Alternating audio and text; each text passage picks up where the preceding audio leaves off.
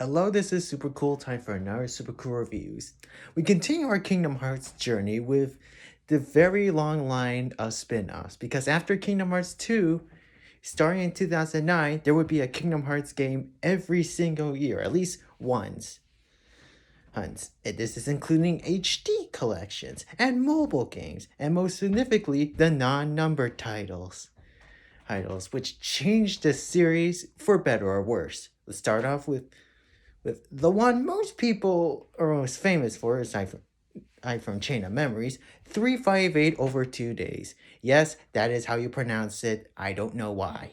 Anyway, hey, the plot of this game, and keep in mind, this is the HD movie I watch. I never played the original DS game, so I won't be discussing gameplay stuff. But let's talk about this game. The plot is we follow Roxas during his first days in Organization 13. We see him going around more Disney worlds, collecting hearts, being friends with Axel, and all that good stuff. And then a couple weeks later, the organization has a new member named Shion, voiced by Alison Stoner, who is the 14th member. And when Axel's off doing his business at Castle Oblivion, and Roxas and Shion easily become best friends. And they fight again. They both wield the Keyblade. They like sea salt and ice cream and a clock tower. They're so alike, but almost too alike because once Axel returns and the three start hanging out, and a couple weeks go by, Shion starts having memory flashes of things that she shouldn't remember but somehow do. Most of these consist of Sora's memories, and the same thing is happening to Roxas. Meanwhile, Riku's trying to figure out why Sora hasn't been awaking for a while, and he'll come to know the truth, which will lead to a heartbreaking showdown. Now, it's okay.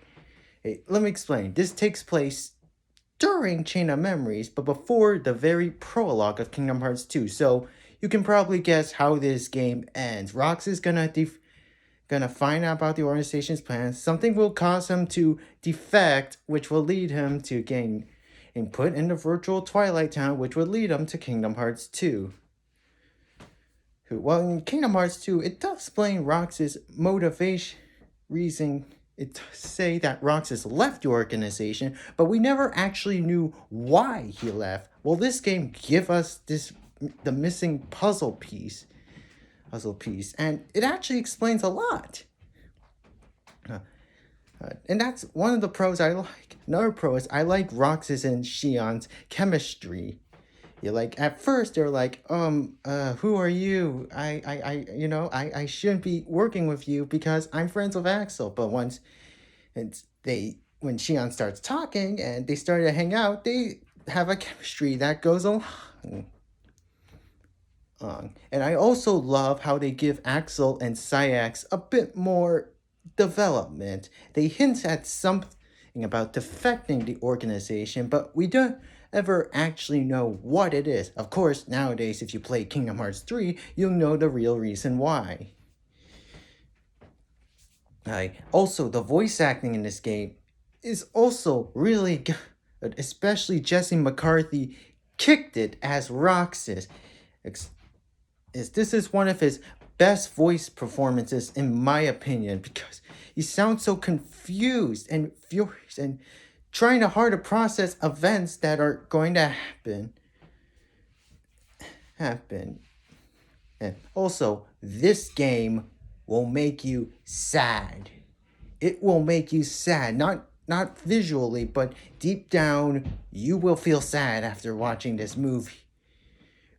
Your heart will soon fall down, and the ending to this game is really sad. Honestly, it's just heartbreaking. But if I do have one is the Disney worlds. Honestly, yeah, I'm pretty sure they played more importance in the game version, but they don't really play more importance in the HD version. And another con that I have, without giving too much spoilers, how Xion, like, we know that both Roxas and Xion can wield the Keyblade, but how can, I mean, we know that Roxas is Source, nobody, but how can Xion wield a Keyblade? Was it like a replica? Or was it Data? Or or were there two Keyblades all, well, the same one? I don't know. You can draw your answers. This is the conclusion. No, another con I have is that the first act drags on way, way too slow. Oh, I mean, most of the days you're just listening to Roxas and he's talking about his fights and him meeting up with the organization members, their development, which would have made sense, except it all happens via text and off screen. So you don't really get that much development with him. But this game's great. But overall, I actually like this game or movie, whatever. And I also really love the music. Yeah, most of this just reprises of previous tracks, but the new tracks actually do really well. I especially love Xion's theme and her without giving too much into spoilers, her